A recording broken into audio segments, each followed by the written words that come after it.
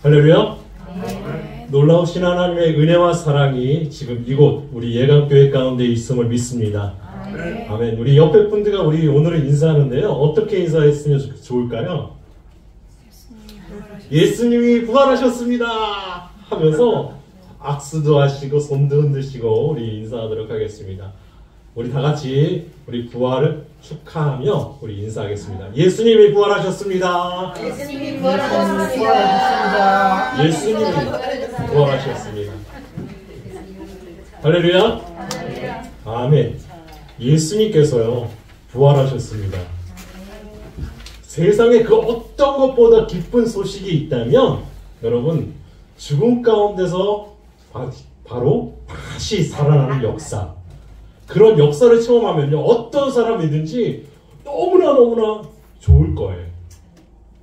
제가 부사역자를 한 6년 정도 그렇게 부사역자 전임 전도사와 우리 부목사 생활을 6년 정도 했습니다. 그런 부사역자 생활을 하면서 장례식을 굉장히 많이 갔고 또 목회를 하면서 장례 당하신 분들 이렇게 예배도 드리고 기도도 하고 많이 했습니다. 그런데 장례에 갔는데 장례식은 기쁨으로 가득할까요? 아니면 슬픔으로 가득할까요? 여러분 대부분의 장례식이요 그렇게 기쁘진 않아요. 왜냐하면 어디서는 곡하는 소리가 들리고 또 어디서는 또 웃는 소리가 들리고 여러 가지가 섞여 있는 것이 장례식이에요. 그런데 죽음 가운데서 다시 살아난다. 가족 중에. 그러면 여러분 얼마나 기쁠까요? 그렇죠? 우리 부모님이 돌아가셨는데 부모님이 갑자기 벌떡 일어나셨어요. 와, 그러면 정말 얼마나 기쁠까요? 이루 말할 수가 없을 거예요. 그 기쁨. 그런데요, 예수님은요, 죽으신 지 3일 만에 실제로 부활하셨습니다. 실제로 부활하셨는데 그의 모습은 어떤 모습이었을까라는 거예요. 여러분, 예수님이 부활하셨을 때 모습이 어떤 모습이셨을까요? 여러분 상상이 가십니까? 예수님이 십자가에서 돌아가실 때 그 손과 발에 못이 박히셨어요. 그리고 채찍을 100번 이상 맞으셨어요. 그때 채찍이 어떤 거였어요? 채찍 끝에 철을 달고 또한 동물의 뼈를 달았대요. 그래서 한 번 채찍에 맞으면 어떻게 되느냐? 살점이 뚝뚝뚝 떨어져 나간다는 거예요. 그런 채찍을요 굉장히 많이 맞으셨어요. 그리고 그 머리에는 뭐를 썼어요? 가시면류관. 예, 가시면류관을 쓰셨어요. 온 몸에 모든 물과 피가 다 쏟아져서 돌아가신 분이 예수님이세요. 십자가에서 숨을 헐떡이면서. 그런데 그 예수님이 3일 만에 부활하셨어요. 그런데 부활하신 예수님의 모습이 어땠을까라는 거예요.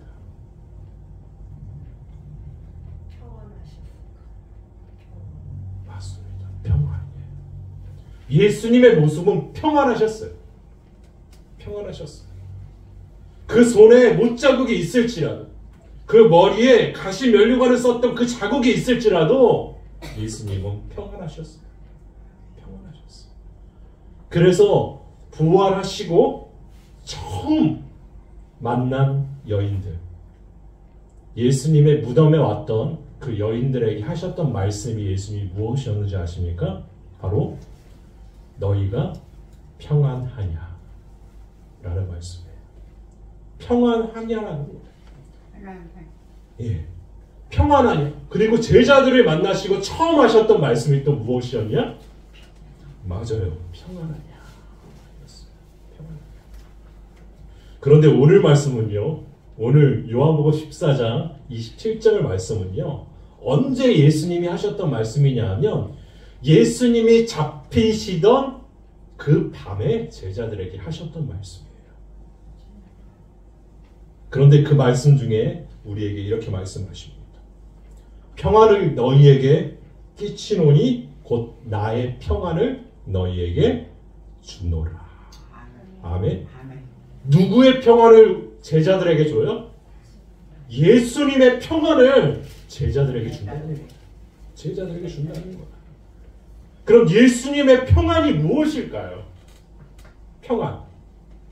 여러분, 우리는 평안을 생각할 때 뭐를 많이 생각하죠? 편안한 삶. 편안한 삶. 그저 편안한 삶이 평안이라고 생각해요. 평안. 그런데 예수님은요, 우리에게 평안을 말씀하실 때 평안은 뭐라고요? 나의 평안이라는 거예요. 나의 평안. 여러분, 세상이 주는 평안, 세상이 주는 평안은 어디로부터 오는 평안일까요? 밖으로부터 오는 평안이에요. 밖으로부터 오는 평안. 외부의 조건이 우리를 편안하게 만든다는 거예요. 외부의 조건들이 뭐가 있을까요? 환경이 있겠죠. 환경이 있겠죠. 그리고 우리가 너무나 좋아하는 뭐가 있죠? 물질이 있겠죠. 물질이 있겠죠. 그런 것들을 통해서 무엇이 찾아오느냐? 평안이 찾아온다는 거예요. 우리가 전쟁이 없는 상태가 되면 편안하지. 편안하지. 그런데 전쟁이 항상 우리 가운데 도사리고 있다면 우리는 늘 불안할 거예요. 불안할 거예요. 여러분, 지금 남북한이 분단되어 있는 것, 그것만이 전쟁 상황이 아니에요. 지금 굉장히 큰 전쟁 상황이 나요. 전쟁 상황. 어떤 상황? 경제 전쟁. 여러분, 어마어마하죠? 경제 전쟁. 그런데 그 경제 전쟁 가운데서 여러분 평안합니까? 평안하지 않아요. 평안하지 않아요. 여러분, 오늘 뉴스에 뭐가 나왔냐 하면 사우디아라비아가 미국하고 몇 년 동안 우방국이었냐 하면 70년 동안 우방국이었대요. 사우디아라비아가. 그런데요, 사우디아라비아에 누가 건너갔느냐? 전용기를 타고 바로 바이든 대통령이, 미국 대통령이 갔어요. 그래서 석유를 더 많이 뽑아달라고, 더 많이 뽑아달라고 부탁까지 했어요. 그리고 그것이 미국 방송에, 그리고 언론에 대서특필이 됐어요. 그런데요, 사우디아라비아에서 발표를 했어요. 미국 대통령이 왔다 간 다음에 발표를 했어요. 우리는 석유를 감축하겠다. 감축하겠다고 했어요. 그리고 그 다음에 누가 왔을까요? 중국의 시진핑이 왔어요. 중국의 시진핑이. 그런데요, 미국 대통령이 방문했을 때보다 시진핑이 방문했을 때 그 표정이 사우디아라비아에서 대접하는 게 완전히 달랐다는 거예요. 왜요? 미국은 경제를 자신이 지려고 하지만 그래서 너도 망하고 나도 망한다. 경제는 함께 가는 것이다. 라는 거였어요. 그래서 중국이 찾아와서 어떤 거를 계약했냐 하면요, 여러분. 어떤 거를 계약했냐 하면 사우디아라비아에 어마어마한 빌딩을 져요. 어마어마한 빌딩. 그 돈이 여러분 3,000조. 그 빌딩이 3,000조래요. 3,000조. 그 빌딩이 미국에 있는 쌍둥이 빌딩. 그것을 능가하는 빌딩인데 중국하고 계약을 했대요. 그래서 중국 기술을 짓는데요. 여러분, 이런 경제적 상황, 전쟁과 같은 상황에서 우리가 이길 수 있을까요? 없어요. 없어요. 평안은요, 언제 찾아오느냐? 언제 찾아오느냐? 절대로 우리 가운데 찾아올 수가 없어요. 늘 우리는 불안해해요. 누가 나를 배신하지 않을까? 누가 나를 또한 망가뜨리지 않을까? 누가 내 재산을 빼앗아 가지는 않을까? 누가 또한 내 자리를 앗아가지는 않을까? 지금 내가 가지고 있는 것들을 다 뺏어가지는 않을까? 그런 불안감에 살아간다는 거예요. 그럼 평안은 누구의 것이냐라는 거예요.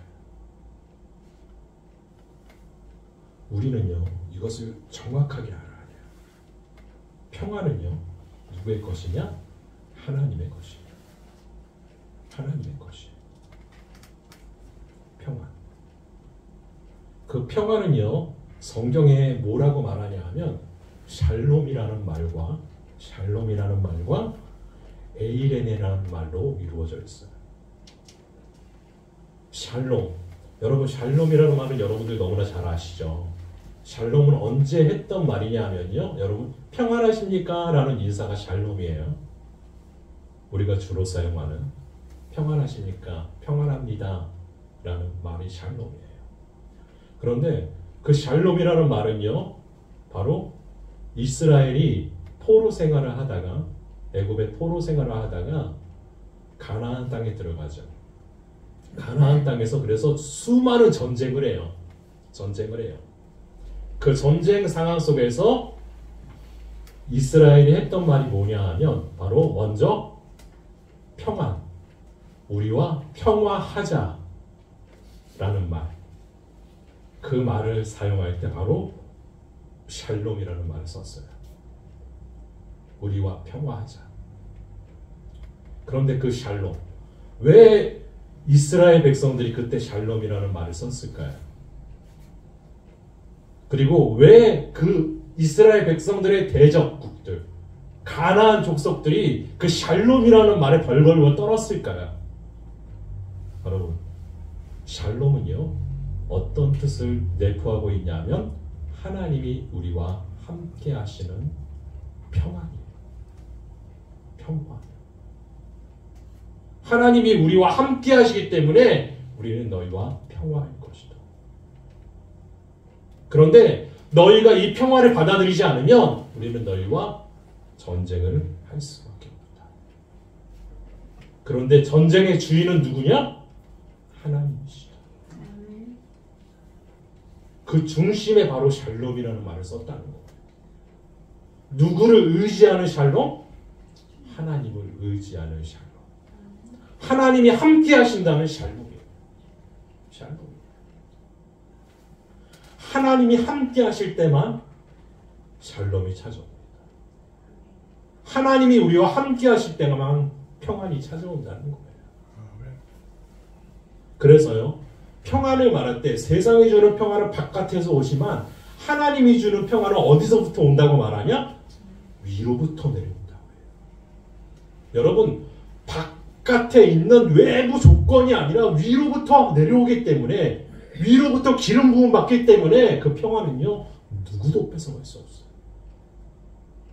여러분, 우리가 예수님을 믿는 그 믿음을요, 그 누구도 뺏어갈 수가 없어요. 예수님이 우리를 위해서 죽으신 그 사랑과 은혜를요, 누구도 빼앗아갈 수가 없는 거예요. 왜냐? 그래서 우리에게 평안이 주어지게 돼요. 그 믿음 가운데서. 그래서 예수님이 말씀하시고 나의 평안을 너희에게 주노라. 그 평안은 어떻다고요? 내가 너희에게 주는 것은 세상이 주는 것과 같지 아니하니라. 너희는 세상 가운데 평안을 말하지만, 평화를 말하고 편한 것을 꿈꾸지만 내가 주는 것은 그런 편안함이 아니다. 내가 주는 것은 그런 것이 아니야. 내가 주는 것은 바로 진정한 나의 평안이다. 그 말은요, 누굴 준다는 얘기일까요? 여러분, 이게 여러분 잘 들으셔야 돼요. 누굴 준다는 것이냐? 바로 예수님 자신을 우리에게 주신다는 얘기예요. 우리가 꿈꿔왔던 것, 그런 편안한 삶이 아니라요. 예수님은요, 누굴 주시길 원했냐? 자신을 주시길 원했어요. 자신. 그래, 내가 너희를 위해서 평안이 줬는데 너희들 평안하냐? 너희 가운데 내가 있느냐? 너희의 삶 가운데 내가 있어? 지금 너희의 생각 가운데 내가 지금 있니? 라고 제자들과 여인들에게 물어보시는 거예요. 여러분, 우리 가운데 정말 평안이 있습니까? 아멘. 우리 안에 예수님이 계시다면요, 우리가 예수님을 만났다면요, 우리는 평안합니다. 평안할 것입니다가 아니에요. 평안합니다. 왜요? 예수님 자체가 평안이기 때문에. 예수님 자체가 우리를 구원하시고 내가 주는 평안, 나의 평안, 그것을 우리에게 주셨기 때문에, 바로 예수님의 생명을 우리 가운데 주셨기 때문에, 예수님의 사랑을 우리 가운데 주셨기 때문에 우리는 평안할 수밖에 없다는 거예요. 그 예수님으로 인해 우리는 구원받았습니다. 그리고 그 예수님을 믿는 우리에게 부활을 허락하신 줄 믿습니다. 우리는 몸의 부활을 믿습니다. 여러분, 사도들이 고백한 것처럼 몸의 부활을 믿으시기 바랍니다. 몸의 부활을 믿으시기 바랍니다. 그리고 온전히 예수님으로 인해 평안을 체험하는 저와 여러분들 다 되시기 바랍니다. 우리 기도하겠습니다.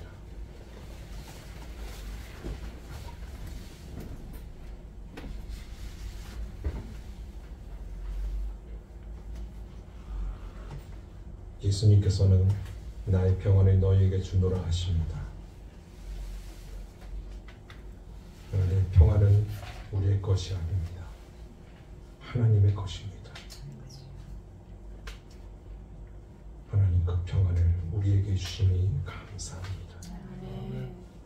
우리가 예수 그리스도를 믿음으로, 예수 그리스도를 바라봄으로 날마다 부활하는 역사가 우리 가운데 있게 하여 주시옵소서. 세상의 조건 때문에 평안한 것이 아니라, 상황 때문에 평안한 것이 아니라 예수님 때문에 평안합니다. 하나님 때문에 평안합니다. 그 사실을 잊지 않고 늘 승리하게 하여 주옵소서. 예수님의 이름으로 기도합니다.